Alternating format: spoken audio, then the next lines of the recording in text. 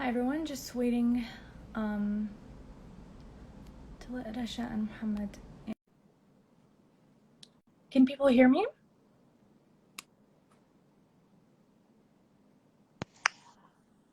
Hi Rasha. Hi Laura. Hi If we can, Mohammed. how are you? Hi, Laura. I'm good. I'm so glad it worked out. So let's just wait a couple of minutes for people to join in.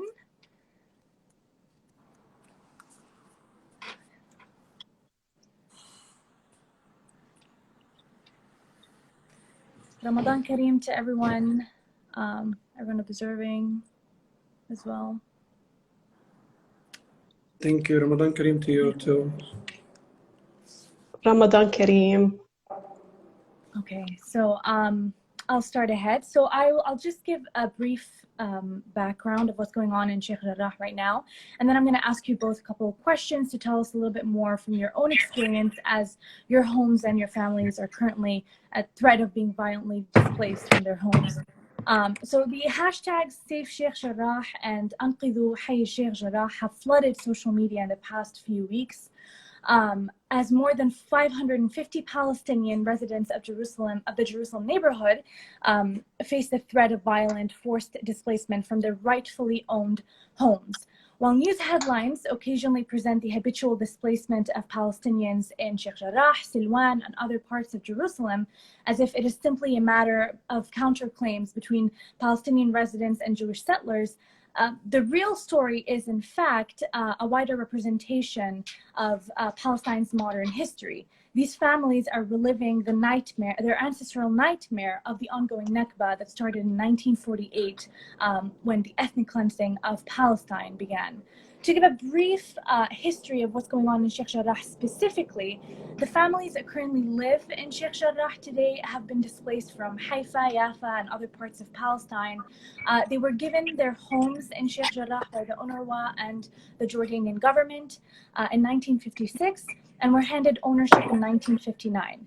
But the occupation of Jerusalem in 1967 during the Naksa and the retreat of Jordan caused a huge problem, which put a target on the backs of these homes and these families.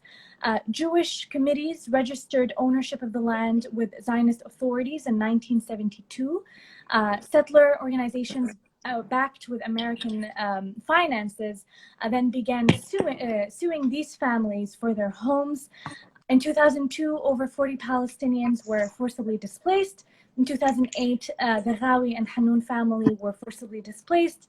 In 2009, settlers invaded Mohammed El-Kurd's home, assaulted his family, burned the crib of his baby sister, and took over half of his home until today.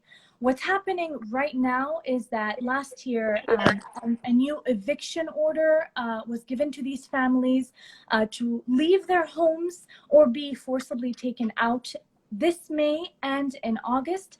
Appeals have been filed, appeals have been rejected, and there's a second appeal currently with the Zionist High Court, with the second hearing happening tomorrow. And we'll know tomorrow if the decision will be frozen, but so far we don't know what's going to happen. So Mohammed, maybe let's start with you. If you can tell us a little bit about your family's experience. You're currently in Jerusalem. What has been going on, especially with the past few weeks, with everything happening in Jerusalem?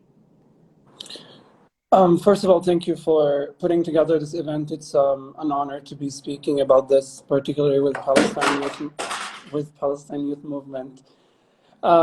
I'm sure the world has been watching what's been going on in Jerusalem at large, and while the terror that the Zionists the Zionists have been unleashing onto Palestinians, particularly Jerusalemites, is not new. It's definitely been intensified, and there's clearly a rhetoric of we want to take these people's homes, we want to displace these people. Some people say this rhetoric with the language of burn all the Arabs, death to the Arabs, and some other people are like, no, we're going to use this supremacist judicial system to displace all of these Palestinians from their native cities. So this has particularly reflected itself in Sheikh Jarrah over the past few weeks, because not only has the occupation courts issued multiple orders albeit respective, but multiple orders for mass displacement in Sheikh Jarrah and in other neighborhoods like Silwan. The Israeli settlers have also been intensifying their presence in the neighborhood. As a result, we have launched a Safe Sheikh Jarrah campaign, and we have certainly seen a lot of popular presence from Palestinians from all over historic Palestine in Sheikh Jarrah, refusing this arbitrary displacement in Sheikh Jarrah, but also all across Jerusalem. And I want to just take a second to assert that what's happening in Sheikh Jarrah is not new and it's not random. It's been happening since 1948. We all understand what the Nakba is. I'm assuming the followers of PYM understand what the Nakba is. The missing piece about the Nakba is that it's a continuous process. It's a continual project that doesn't only happen and continue to happen, but it also could affect you more than once. Like you've illustrated earlier, my family, for example, has had half of our home stolen by Zionist thieves in 2009, and the second half is going to be stolen pretty soon in May, should there be no action. And this is to say that not only my family was refugeed in 1948, but they were again refugeed in 2009, and this will be my second Nakba event this year, should this take place. In terms of how it is, there's a lot going on. There's a lot of frustration. There's a lot of anger. There's a lot of fear. There's a lot of resentment. There's a lot of restraint that we are showing as the residents of Sheikh Jarrah, because not only are we getting our homes taken by Zionist supremacist groups, but these Zionist supremacist groups that are billionaire-backed are also working in collusion with the Zionist state of Israel, with the Zionist occupation. So we cannot even fight back. We cannot really resist it because our neighborhood is under constant surveillance, and there are more policemen oftentimes than there are residents in the neighborhood, which is to show you how much of a military zone Sheikh Jarrah has become. And I can just conclude with that to begin with. Thank you. Thank you so much, Mohammed. What a horrible reality to be living in. Rasha, you told me, so Mohammed's family is actually part of the 4 families who are at threat this May. Rasha's family is part of the families at threat to be forcibly displaced in August. So Rasha, you told me that your parents are currently living in Sheikh Jarrah in the home of your grandparents. So this is a generational owned home. What is happening with your parents? How is their experience right now? Let me start off by, first of all, I'd like to thank you, Laura, for hosting this very important discussion. And I want to thank everyone watching us now. I know it's different times for people because I see a lot of people are from different parts of the world. So thank you for everyone who took the time to be with us. And Ramadan Kareem for those observing. Yes, it's a horrible situation that not just my family or my extended family of uncles and aunts are living under. Mohammed's family and 28 families in the neighborhood are facing a horrible situation, another catastrophe. So my parents are currently living in the house of my maternal grandparents' house at the Jani family. And as Mohammed mentioned, my grandparents already lived in Nakba in 1948. Their original house was in Al-Baqa. And when Israel took over Palestine, occupied our lands, they lost their house in Al-Baqa, and that's in the western side of Jerusalem. So they already left. They already lost a property, and after that, my grandparents had to go to Damascus, then to Amman, Jordan, and then went back to East Jerusalem, lived in rental homes until 1956, when they were given this house as part of an agreement between UNRWA and the Jordanian government. So fast forward, we're finding ourselves under, I would say, systematic ethnic cleansing of Palestinians. They are demanding these houses under the pretext, under the claim that Jews actually owned these lands, these properties, pre-1948. It's a claim that our lawyer and the Ottoman archive proved otherwise. It was not registered under these two settler committee names, but regardless, of course, the Zionist court would never look into this, and they wouldn't even bother to accept our rejection and the fact that we came forward with that kind of information. So yes, we are living in a situation where multi-generations are facing an imminent displacement.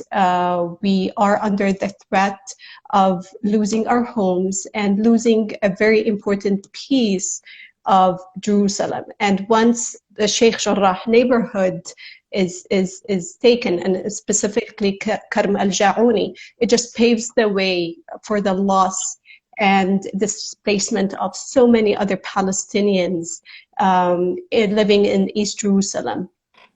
So we have cases happening in Silwan. We have homes being demolished on a regular basis, on a daily basis. And you have people in Batn al-Hawa, and again, it's all a similar scenario of Palestinians living under this ongoing Nakba, ongoing displacement, ongoing apartheid and ethnic cleansing. At the end of the day, Palestinians have resisted occupation since 1948. We will never stop to demand our rights and the right of living in our lands. But at the same time, if there's no international pressure that comes from the US, the European Union, other international organizations, we might see ourselves living in the street. My mom and dad currently live in that house, and so do many Palestinians living in the neighborhood. And we saw in 2009 what happened to Muhammad's family, to the Al-Ghawi family, to Hannoun's family, and they're serious about this, and they would do it. They would do it. They would throw you in the street, and you will find yourself under a constant threat. Even if you abide by rules, even if you pay your taxes, even if you pay and you're a good citizen, as long as you're a Palestinian, you are a threat to their survival. And that's how they look at us. It's either us or them. And if you actually think about it, when you see these settlers getting paid to live in these houses by this US-based registered company called Nahalat Shimon, you would understand that it has like the base of their claim that this is land and property that was owned by Jews pre-1948 is baseless, and it has nothing to do with the ownership of these homes, because they're looking at it as a commercial entity. They're looking at us where we're a threat. They want us out of their way to build more settler units. And actually, there is a plan that is already submitted to the Israeli Ministry of Interior, where in the place of our neighborhood, 200 Israeli settler units will be built. So they're building their future on the rubbles of Palestinian roots, of Palestinian dreams. You're looking at houses where kids, children, and people, young people, and also seniors, all their dreams, all the work and the sweat and the hard work that they put into maintaining the place, into taking care of these houses, it will vanish very soon unless a real intervention happens, a real pressure is exerted on the Israeli government. Thank you so much for bringing these points up, Rasha, which segues into my next question for both of you.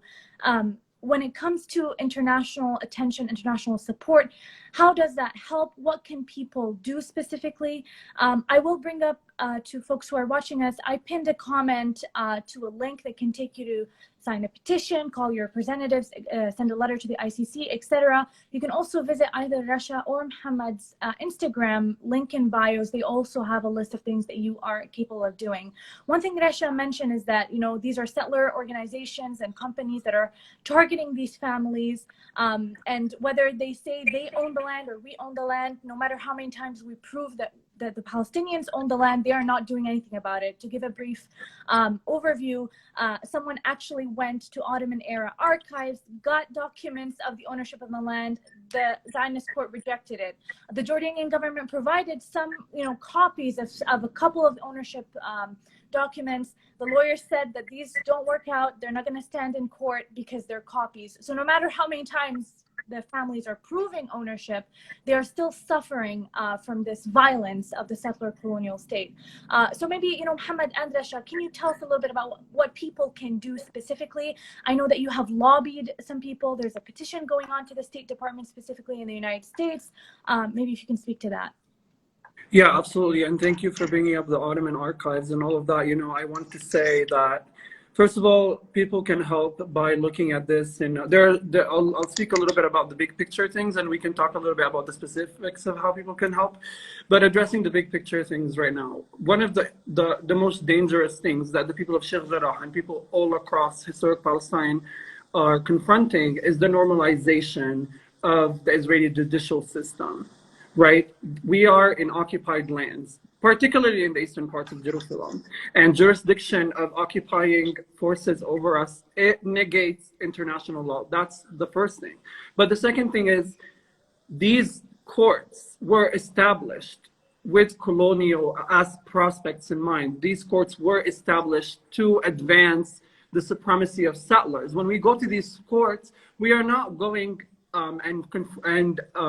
complaining to a judge that is neutral, to a judge that adheres to the law. We are complaining to a judge that very likely lives in a settlement, to a judge that is a settler, to a judge that sees no problem in throwing out Palestinians from their homes to replace them with Israeli Jews. This is not an issue of legality. This is not an issue of the law. And we do not need to look very far in history to see the law weaponized as one of the most oppressive tools to ethnically cleanse populations, to criminalize innocent people, to throw people into the pits of hell. So the Israeli judicial system should not be a reference for anybody when it comes to the case of Sheikh Jarrah and when it comes to cases of land theft in Jerusalem at large. And ways that people can help would have to look at this from a big picture point of view. We are dealing with an occupation. And when we talk about this occupation, we are not just talking about the, you know, recently a human rights report came out about this being apartheid, and that's an excellent step in the right direction. And I'm very appreciative of the international recognition, albeit it's not even enough. But the problem with what's happening isn't just the discriminatory policies that favor Israeli settlers over Palestinians. What's happening is that this is a settler colonial regime with goals that are very explicitly expansionist. And when I say explicitly, I mean you can go to the website of the Israeli municipality of Jerusalem and look at their plans for Sheikh Jarrah, their plans for Silwan, their plans for all of these populations, Palestinian populations in Jerusalem. And you can see that they are very clearly stating that these are neighborhoods that will be demolished and they will be replaced with settler communities. Like Rasha said, we have 250 settler units that are approved to be built atop our homes' rubbles in Sheikh Jarrah. So again, we're going against the regime that is expansionist. That's the first thing. Now, the second thing that should happen in terms of supporting Sheikh Jarrah is, first of all, please sign the petition that we have addressed to Blinken, as that is pinned in the pinned comment. Please raise awareness about what's going on in Sheikh Jarrah, and please talk to your local governments about what's going on in Sheikh Jarrah at large. Please follow our stories, but also understand that the fight for Sheikh Jarrah isn't only about Sheikh Jarrah. It's about Jerusalem at large, a Palestinian Jerusalem that has been historically Palestinian, that is currently dwindling down in size and in spirit. We are living in a military zone. We are living in a zone where youth are getting arrested every single day in massive numbers. We are seeing this all over Instagram every single day. Youth being brutalized by fascist Israeli police every single day. So it's really important to call things out for what they are and not to remain silent, and to have these difficult conversations with your relatives and with your family members who might be in support of Israel, who might be in denial about Israel. Because no matter how difficult the conversations you are going to have with your parents that are bigoted, it will never be as difficult as the reality that we live here on the ground. Going again to the link in my bio to look at the ways you could help Sheikh Jarrah would be wonderful, and I'm sure Rasha could speak somewhat about this. But please talk to your government, and please demand that the international community holds Israel to an international law standard, because what is happening is not only unethical and historically incorrect, but it's also a war crime. And it's a crime against humanity. And these are not just my words, even though I believe my words 100% suffice. These are the words of 190 plus international and regional local organizations that have called Israel out for its war crimes against Palestinians in Sheikh Jarrah, and have been calling Israel out against its war crimes in Palestine and the crimes of settler colonialism and apartheid for the past 70 plus years. Thank you, Mohammed. I hope everyone took notes on exactly what to do. It's really important that we highlight this right now. Rasha, do you want to add to that? Yeah, Mohammed mostly covered all the action items that need to be done to be able and support not just people living in Sheikh Jarrah, but also, again, it's the larger Palestinian community in Jerusalem and the West Bank. You're talking about also similar demolitions that we're hearing about in Jaffa. So the Palestinian just presence is a threat to Israelis. So as long as we make sure that our kids and the young generation is aware and educated about our struggle as Palestinians, our rights, our ancestral rights as Palestinians who lived there for thousands and thousands of years. Please make sure to educate yourself. Please make sure to research. Please make sure to speak out. If you have a platform, whether on social media or in the traditional media, please speak out. Join us as we shed light on the atrocities and the crimes that are being committed on a daily basis. And when it comes to specifically the Sheikh Jarrah case, yes, please reach out to your members of parliament if you have ones, especially if you're in the US. Speak to your Congress, reach out to your parliament, wherever you are in the world.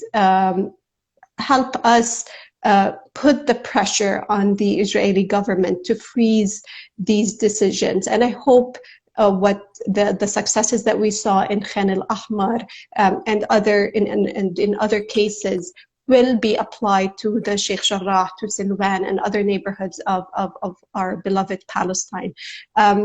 Please also educate your friends. Talk to them about the situation in Palestine.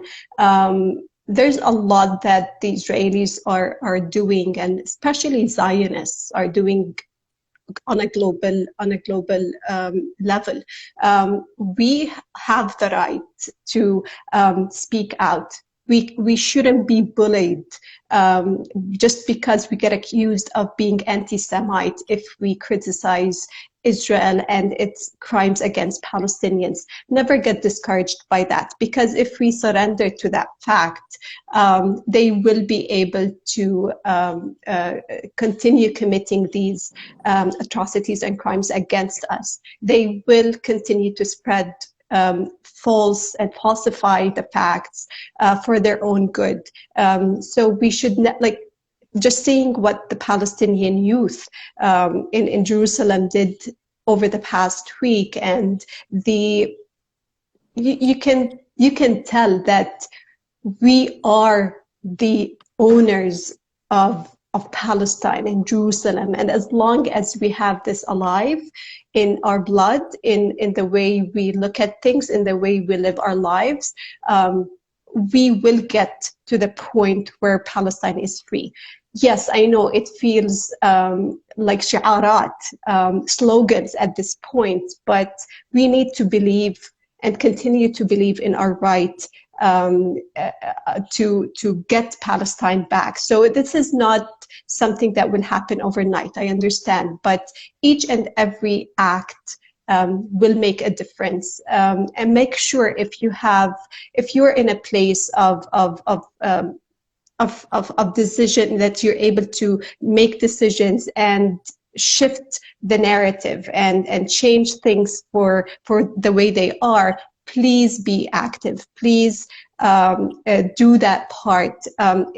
Never think that one action will not make a difference. It will make a difference, and you never know. You can be in the right place at the right time, and speaking out will make all the difference. So yes, join us in signing the petition to the State Department, to the US Secretary of State, but also reach out to your members of parliament. Speak out and write and talk about what's happening.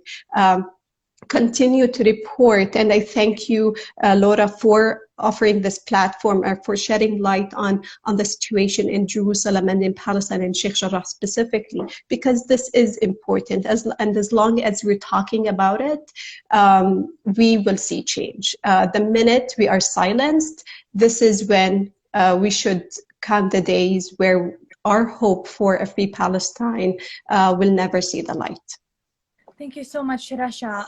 And Mohammed, I will add to that, not only do people need to take action, they also need to be alert, because if, la samahallah, forced displacement does take place, we all need to be ready to take different forms of action to protect our families in Palestine.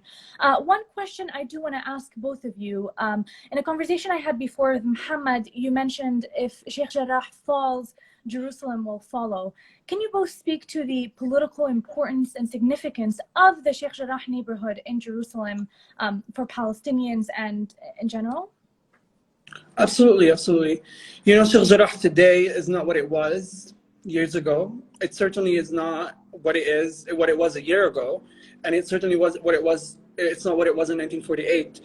To give you a brief history, much of the Arab Zionist fighting over Jerusalem occurred in Sheikh Jarrah in 1948, and the Zionists have failed to take it over, but have continued to try to take it over ever since. In the 40s, during the Nakba, Zionists were successful in blowing up 20 homes in Sheikh Jarrah and displacing their people. And today they are replacing their artilleries, their weapons, their Zionist militias with a judicial system that is supremacist, that is colonial, that is genocidal, that advances ethnic cleansing. Sheikh Jarrah today is surrounded by settlements. It's an increasingly surveilled community. We have border police, we have the headquarters of the police in Sheikh Jarrah, we have army bases in Sheikh Jarrah, we have so much police presence all around us, there's so much settlements all around us, and Sheikh Jarrah is the only remaining Palestinian front in the north to the old city. So should these settler organizations in collusion with the Israeli occupation become capable of taking over Sheikh Jarrah, become successful in taking over Sheikh Jarrah, then yes, of course, the entirety of Jerusalem is going to fall. We should not also ignore the fact that Sheikh Jarrah is making all of this noise for a very particular reason. We are a community that is embedded within diplomatic relations. We have so many embassies, consulates all over the neighborhood. So the reason we are being able to create all of this noise, yes, it's because we've been working really tirelessly on this campaign, but it's also because there's so much international eyes on Sheikh Jarrah, and not every Palestinian community is afforded this privilege. The fact that Sheikh Jarrah has been able to put up a fight for more than 5 decades is testimony to how strong it is, but the fact that there are hundreds, literally over 700 Palestinian villages that were destroyed without a noise being made should also be alarming to people, that not every community that is overtaken by Israeli settlers makes this much noise. This beast of Israeli colonialism is so effective, and it's happening all around us, all across Sheikh Jarrah, and all across historic Palestine. So as you said, we must be alert to what's happening in Sheikh Jarrah, but we also must be alert to what is happening all across historic Palestine, and be equally vocal about everywhere else. For example, in Silwan, there is an order to demolish 100 homes. That is 1,000 people thrown onto the streets should this become a reality. And when we say should this become a reality, it's not that it's in the novel odds that it becomes a reality. It's in the fact that Israel has demolished over 40,000 homes in the past since its inception. So this could very well become a reality. It's not even an idea of potential or of a prospect, but this is an idea of colonial expansionist pattern that Israel has taken since its inception. So it's very likely that tomorrow when we go to the Supreme Court, our homes will be lost. It's very likely. And although we haven't processed this emotionally yet, we have processed this as a people. We have processed the fact that we are going up against a colonizer, which brings me to my second, it brings me to my second point, the problem within the Western world, within the Western media, within speaking about this in English, is that they often treat the situation as if there's two equal sides, and they sit with the Israelis, the Israeli officials, the Israeli settlers, and they take it from their mouths that they own these lands, and what they're doing is legal, and that this is a rule of law. I've sat yesterday or the day yesterday with the Minister of Foreign Affairs for a certain European country, and I was like, why aren't you implementing sanctions? Why aren't you doing this? Blah blah blah. And he said, we have private discussions with these people, and they say they are following the law. We can't say anything about this. It's like these people have not studied history. It's like these people have not seen that throughout history, the law has been a weapon for supremacy. And it's really bizarre to me that these people will sit with an abuser whose abuses have been well documented for decades. These people will sit with a state that is a liar, that is dishonest, whose lies and falsifying of narrative has been well documented for decades. And then they will ask them, what do you think about this? That is illogical, that is insane. You can't, if you're going to interrogate a colonizer about colonialism, the colonizer will refute your accusations. This is not a conspiracy. This is what colonialism has been historically. There has not been a colonizing force in history that has explicitly admitted its colonialism without some kind of fabricated nuance, without some kind of fabricated religious supremacy or racial supremacy or historic supremacy. So it's really important also for us when we're tackling Sheikh Jarrah and when we're tackling the historical and cultural importance of a Palestinian community in Sheikh Jarrah to understand this issue as a settler colonial issue. I have a huge problem with the word eviction, because although evictions are terrible, no matter where they happen in the world, be it in New York or Berlin or here in Jerusalem, but what's happening is not just mere eviction, because when you think about eviction, you don't think about a whole military locking down the city, blowing up your doors, throwing your children from the second floor balcony,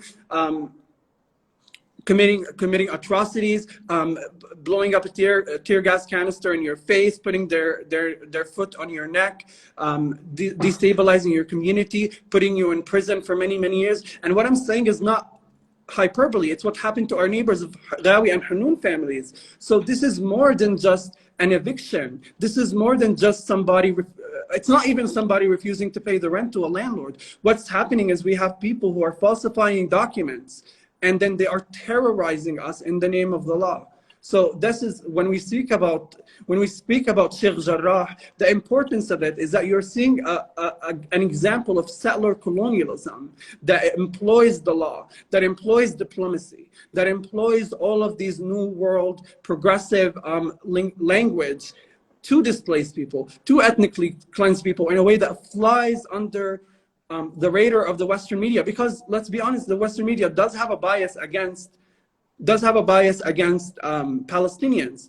A lot of the time, the journalists or politicians will talk to me and they'll ask me, is this a military court or is this a civil court? It's an occupation court.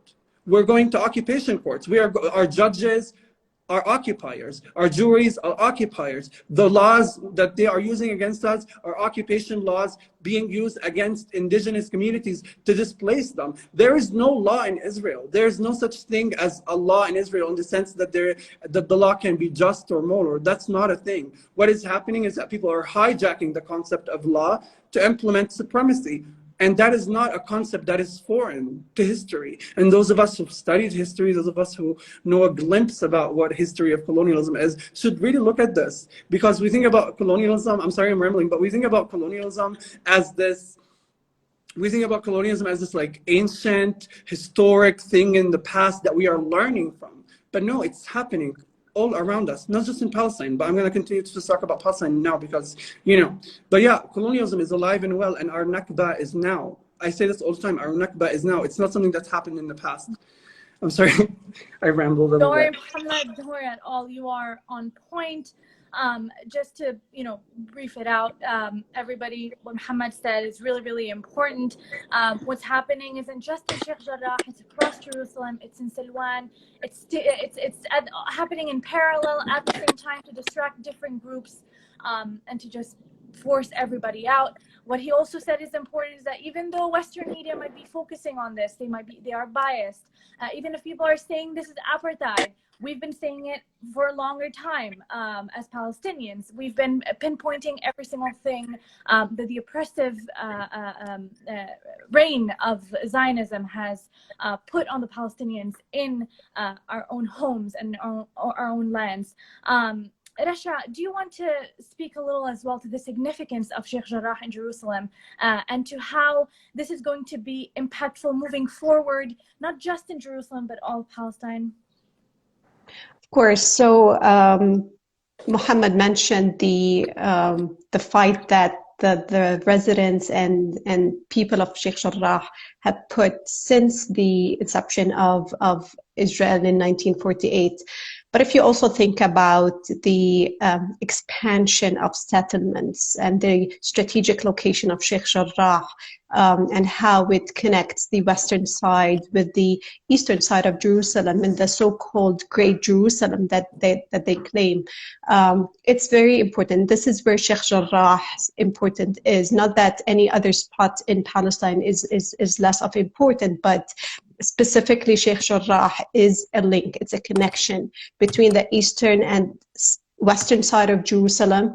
My dad goes to the old city almost on a daily basis. It's a walking distance, a 30-minute, 25-minute walk, and you're in the heart of Jerusalem. You're in the heart of course, you can be there in less time if you're younger, but that's what it takes my dad, 20 minutes, and he's in the old city. He's next to Al-Aqsa Mosque. He's next to the church, to Jerusalem's churches and old city and the beautiful architecture and Salah ad-Din Street and the Palestine and the Jerusalem we all love. So it is very strategic, and the minute they take over this neighborhood, that's it, khalas. All Jerusalem is gone. Our dream for an independent state, although when you look at what these Western governments say, we believe in a two-state solution. The two-state solution will never see the light if Sheikh Jarrah is gone. Once Jerusalem, like we keep saying, East Jerusalem as a capital for the future Palestinian state, that will never happen if Sheikh Jarrah goes down. That will never happen if Jerusalem, the eastern side of Jerusalem, is gone. And we all know that settlement expansion and the changing facts on ground by kicking out the indigenous Palestinians and replacing them with settlers, with Zionists, with people that have no connection whatsoever to Palestine. That is a crime against humanity. That is a crime that the international law forbids, and So what are we doing? We can't keep hearing these as sound bites. We cannot see them in. I can't tolerate seeing them in press statements by diplomatic missions and by governments any longer, because they're just words. They are empty words as long as we see tangible action and tangible pressure being exerted on the Israeli side. Yes, we all understand that they are an occupying force. They will do whatever they can to change things on the ground, but they are at the end of the day weaponized by the support they got from the Trump administration for the past 4 years. And this is, for them, this is where they can keep doing what they've been doing. The fact that the U.S. embassy was moved from Tel Aviv to Jerusalem. The fact that they were given the green light by saying that Jerusalem is part of Israel. The fact that they were given this constant support is leading to what we're seeing today. It's not out of the blue. It's not something like, as long as there is pressure, we will see a less encouragement by the Israelis to take the steps they are taking. But as long as we see green light being given, whether you are just silent, that by itself is also a green light. Unless you are out in public issuing statements and telling Israel to stop what it's doing, they will continue to ethnically cleanse Palestine from indigenous Palestinians. This is not also a legal conflict or issue between Palestinian homeowners and the fact that they did not pay taxes, for instance, or that they are late on their mortgage payments, that they're being evicted. It's not such a scenario. It is a case, it is a political scenario, it is a political situation. It is an extension of what the Israelis want to see, changing facts on ground. They don't want to see any Palestinian majority. They want to see a Jewish state, and they issued a law that says they want to see a Jewish state. So for them, the Palestinian presence, whether you're Muslim or Christian, you're not welcome.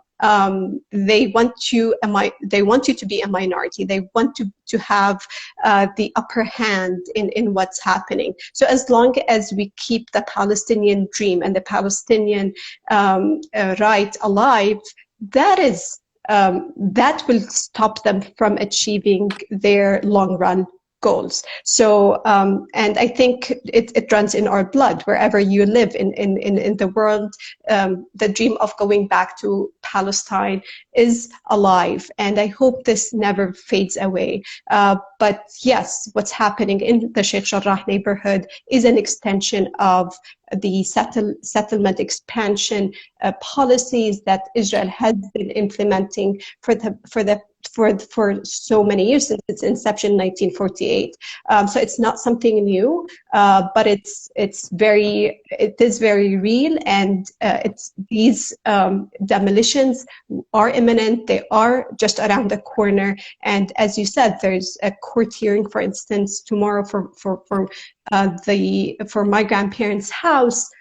I don't know what kind of result we will see, but yes, we are finding ourselves having to go to an Israeli court, a Zionist court, as we say in Arabic, hamiha haramiha.